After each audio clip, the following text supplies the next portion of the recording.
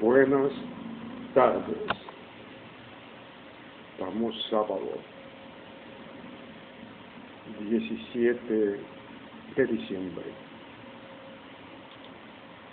Escarbando en un material de mi profesión, me consigo una carta que a bien me envió hace, yo pienso, como más de una década.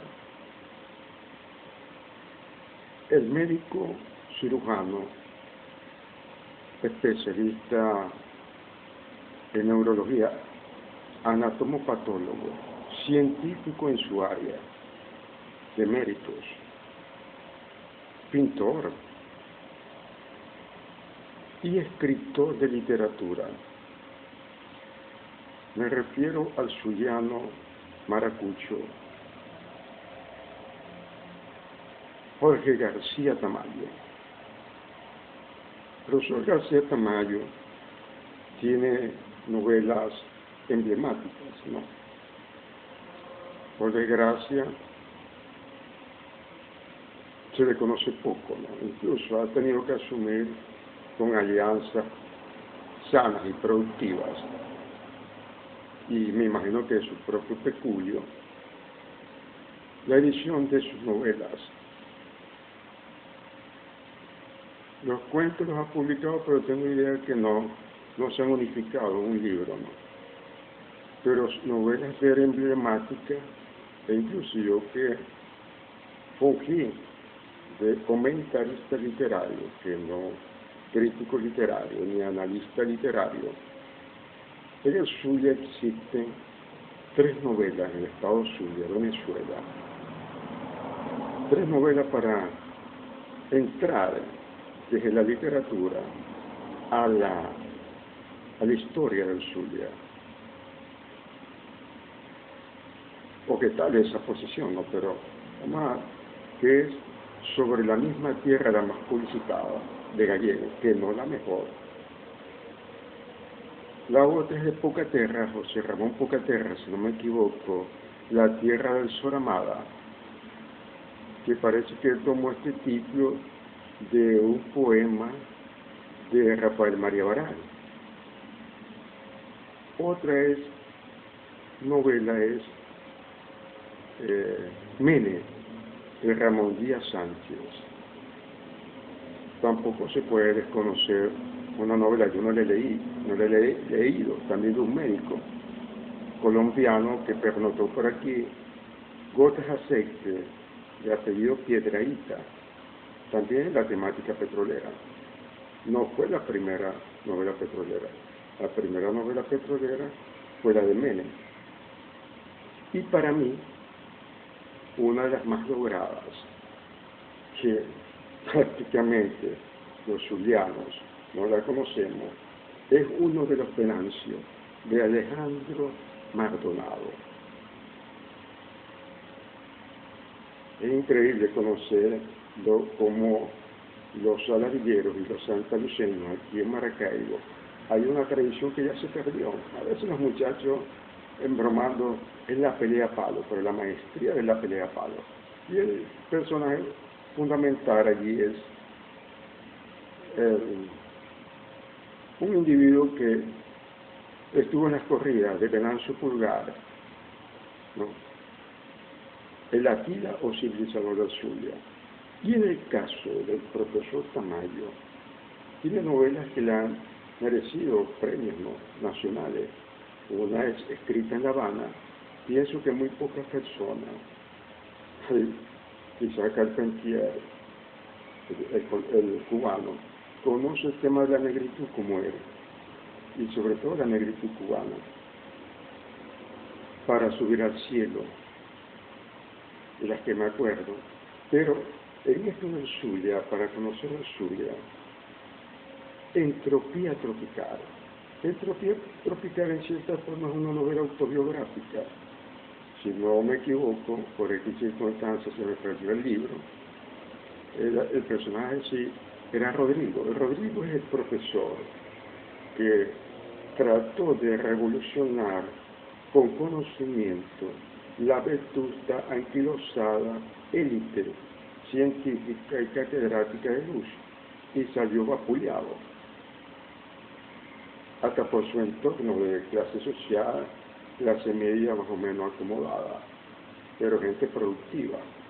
El profesor tuvo que hacer cátedra en la UCB, Universidad Central de Venezuela.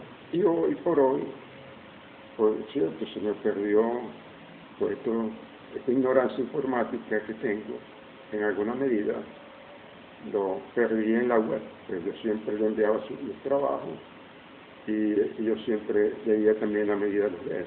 Tiene un blog que yo recomiendo, es La Peste Loca, del profesor Jorge García Tamayo. Este individuo, por lo que observo, o infiero, o lo que poco conocí del trato, el profesor lo que menos habla cuando está con grupos literarios es de su mundo científico, pero sé que el profesor todavía por allí hizo un comentario sobre lo que veía mucha semejanza entre un discurso que él dio en algo así, no digo muy bien el nombre, ¿no? La Academia de Medicina del Estado Zulia, que había mucho parecido con su novela Entropía Tropical. Me dijo que sí, que si no hierro lo que inferí, ¿no? Y el profesor se mantiene viajando continuamente a sus 83 años, me parece, en esto de los congresos científicos de su área. Me acuerdo, ya para leer lo que él me envió, que una vez coincidimos en una actividad en el Día de Bermúdez, en la cual él iba a leer. El profesor no solamente escribe bien, es que bien habla, y tiene esa facilidad de saber darle ritmo, tono a su personaje. Bueno, como decimos en maracucho, y disculpándome la expresión, cuando el profesor habló, leyó, no me acuerdo ahorita el texto, ¿no? Pero era ambientado sobre un personaje maracaibero, si no me equivoco. Bueno, la gente se estaba cagando de risa en el buen sentido de la palabra, ¿no? Porque ahí había literatura, pero también había una forma como generalmente hablamos nosotros, o hablaba ese maracucho que cada día se extingue. Bueno, yo hice un análisis, cuando en esto digo yo análisis, como comentarista, de un cuento muy intrincado del profesor Ordalias, ambientado ya se me está olvidando el nombre, la memoria, ¿no? En la parte norteña española, Navarra, ¿no?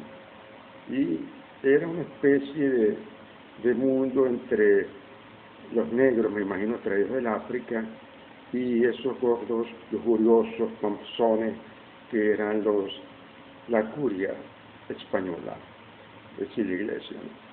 Fue muy complicado. Yo pasé una semana descifrando palabras, porque el profesor tiene un vocabulario muy exquisito y profundo sobre los temas que escribe. Un metodólogo también en aspecto.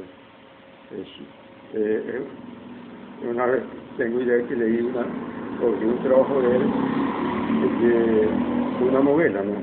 Y la forma sistemática, metodológica, el fichaje, cualquiera no lo hace, ¿no? Bueno, me dice el profesor, licenciado Roberto Simancas, estimado amigo, me da la impresión de que tenemos una concepción diferente de lo que es y para qué sirve la literatura. Dices en tu cuento, la literatura es un ensueño, un querer negar la realidad de náuseas para caer al fin de bruces ante la maldad humana. Para mí podría ser un ensueño, mas no creo que exista para negar una realidad de náusea, y menos para caer de bruces ante la maldad, punto suspensivo. La respuesta que me da el profesor. No puede ser una tragedia y un dolor en una indagatoria permanente. Fíjese la calidad del texto, ¿no?, del profesor, ¿no? Ni siento que sentirse lacerado, sentirse lacerado entre comillas, o creer que siempre se escribe para sufrir, con una saeta más que una pluma en la mano, horadando, rasgando y además pensar o parecer convencido de que así tiene que ser, punto suspensivo. No me parece que sea necesario o indispensable, entre paréntesis, sufrir la escritura, que bella expresión, ¿no? Sufrir la escritura. Más bien pienso que sobre todo se impone aquello que ya te decía antes, parafraseando a Osvaldo Trejo, abre comillas, lo menos que se puede pedir a un escritor es que escriba bien, punto suspensivo, cierra comillas. Y es lo menos que se le puede pedir a un escritor es que escriba bien. Ahora, bueno, vamos a seguir leyendo, pero pienso que no solamente escribir bien, ¿no?, sino darle forma a lo que se escribe, ¿no? Saber transmitir el mensaje, bien sea literario, científico o cualquier tipo de composición escritural. Sigo. Si no se cree en el texto libro, es decir, el texto per sí, se puede comenzar a dudar de la sintaxis o de la prosodia. Quien dice no deificar la palabra pudiese en algún momento darle una patada a la ortografía y luego hasta pensar que es una hazaña, punto suspensivo. ¿Cómo crear relatos, cuentos o novelas con ritmo, con tono? ¿Y cómo sostener esos parámetros sin mostrar coherencia y precisión en el lenguaje? ¿Cómo ordenar las palabras escritas, nacidas de ideas en la mente de uno mismo, de manera que puedan ser interpretadas por otro? Hace la pregunta, ¿no? Esto no es fácil, no sale así como así, eso tú bien lo sabes. Es cierto, sí, hay que trabajar, es para que se hable del oficio de escribir. El oficio de escribir lo coloca entre paréntesis, ¿no? Oficio de escribir. Por cierto, aquí voy a sonar un señor, bueno, también escritor, abogado, cuando se va, no sé si fue que se fue a casar o de testigo, y le pregunta el intendente, bueno, ahora se llama intendente, antes era jefe civil, bueno, ¿y cuál es su oficio? Para colocar escritor, no se reconoce el oficio de escritor. Me cuesta mucho al leer un relato imaginar que el autor busca con sus palabras fijar posición en torno al mito del amor cristiano, porque esto lo refería yo, ¿no? Mientras intenta devorar la violencia, también esto lo decía yo, ¿no? Esto no es un cuento o un relato, es otra cosa, es algo con un propósito ultra super máximo, que va por encima de mi imaginación. Punto suspensivo.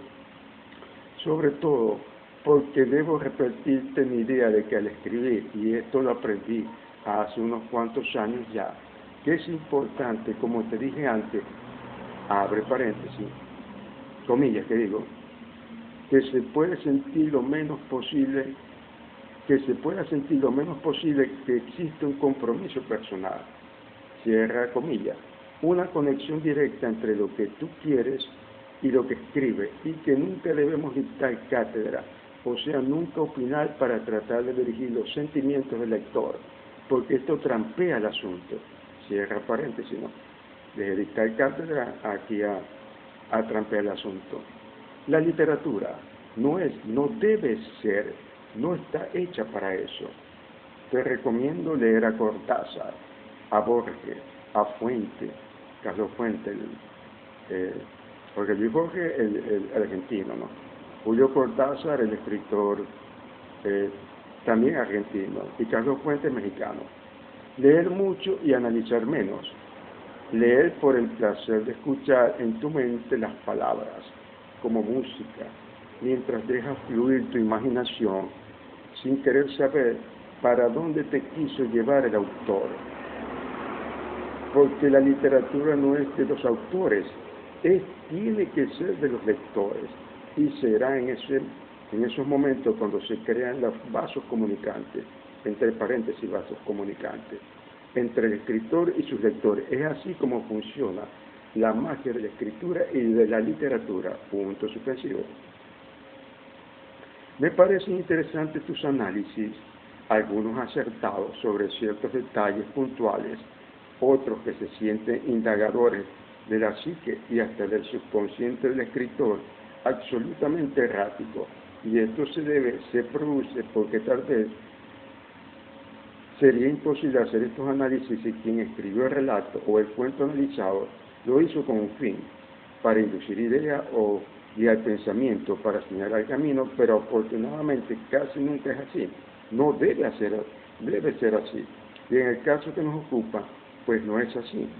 Tal vez si conoces la historia personal del escritor, puedas atreverte a discurrir con análisis como lo que haces con las ordalias, punto suspensivo, ¿no? Es el cuento, ¿no?, del profesor.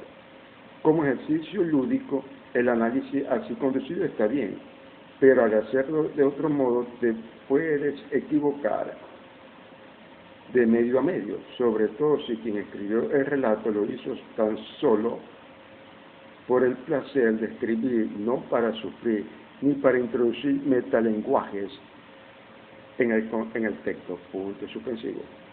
Quizá es por esta idea descifradora que te puedes crear laberintos e ideas equivocadas, donde solo hay palabras utilizando nuestro rico idioma, ¿no?, sin caer en una erudición exagerada.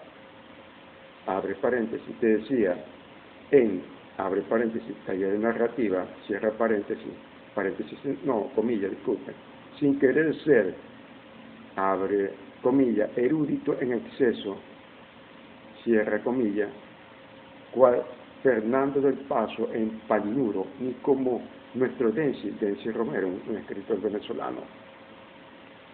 Sencillamente adecuando el lenguaje al momento, a la situación. Para mí, frente al Mar Caribe, tal vez en un sitio como Cartagena de Indias. Voy a remitirte a Germán Espinosa, un escritor colombiano de quien hace muchos años leí una novela, Los cortejos del diablo, sobre la Inquisición en Cartagena.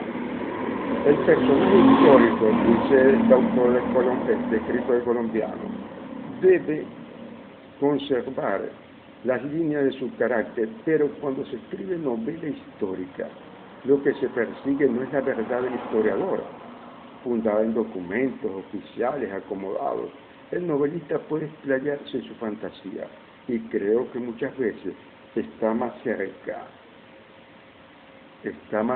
de la verdad o de lo que debió ser que el historiador. La función de la novela histórica es buscar una verdad más profunda y puede explicar mejor muchas cosas.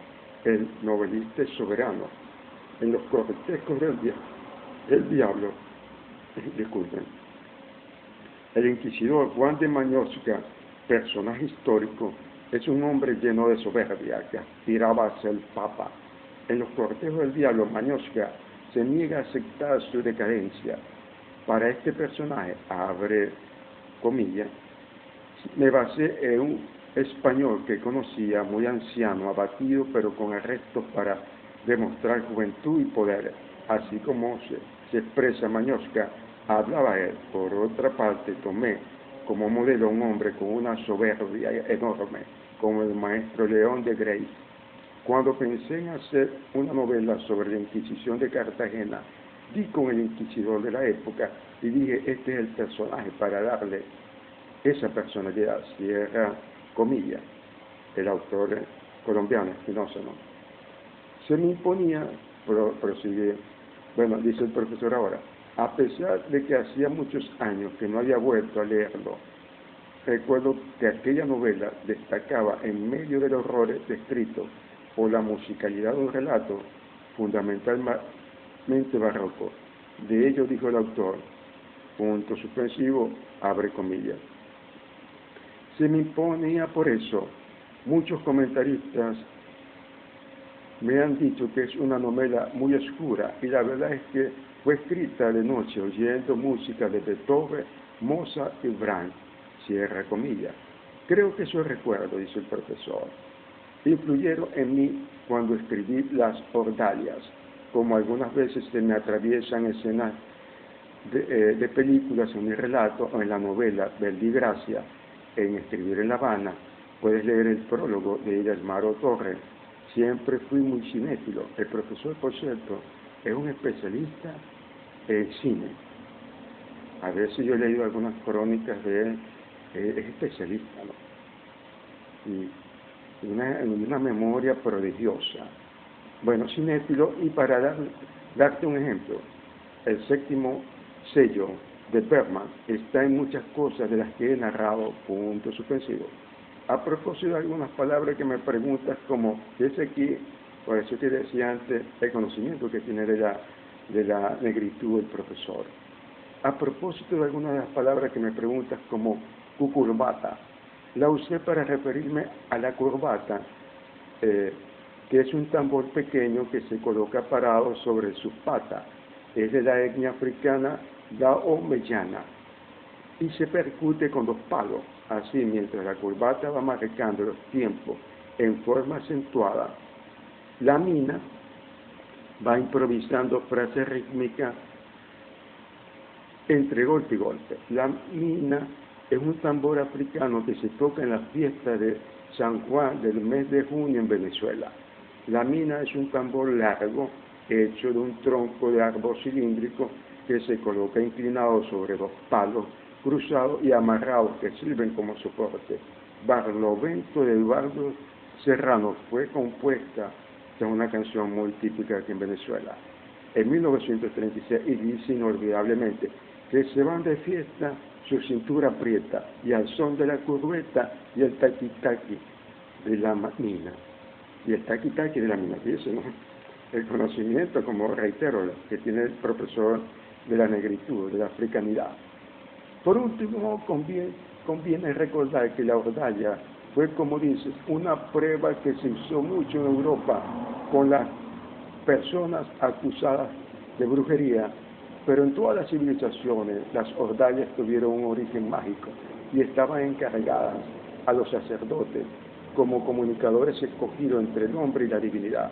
Cuando la Iglesia asumió, junto a su poder espiritual, parcelas de poder temporal, tuvo que pechar con la responsabilidad de una costumbre que era difícil de hacer desaparecer rápidamente, y no pudiendo prohibirla, bruscamente se forzó en modificar su uso para hacerle perder el aspecto mágico que la Iglesia consideraba demasiado vecino a la brujería. El denominado Santo Oficio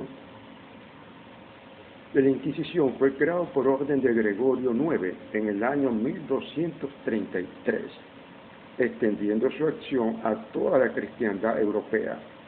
Hacia el año 1480, los reyes católicos de España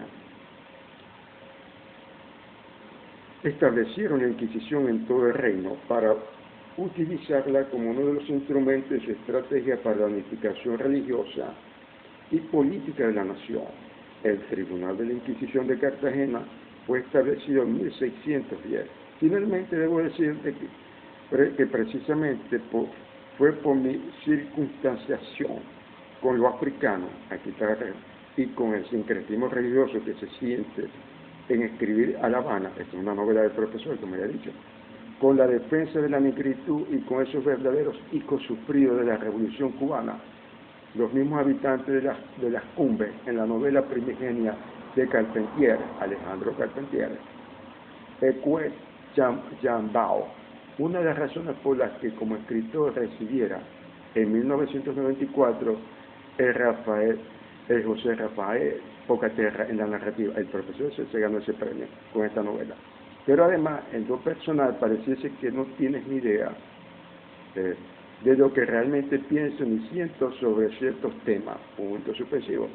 Te sugiero leer de Escribir en La Habana, la página la página 31 y 32 y parte del 33. Es fácil y puedes que entiendas algo diferente, punto suspensivo.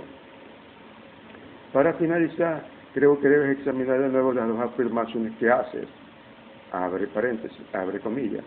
La literatura es un cuento, la ficción una evasión. Cierra comillas. Otro día podemos conversar sobre esto, pues no me parecen acertadas. En particular, creo que sin la ficción, la literatura no puede ser historia o suceso. La literatura puede ser historia o suceso, sin ficción. O llegar a ser, como decía Héctor Lavoe, ¿no? Se refiere a él, al salsero. Un periódico de ayer, y entonces, ¿para qué leer?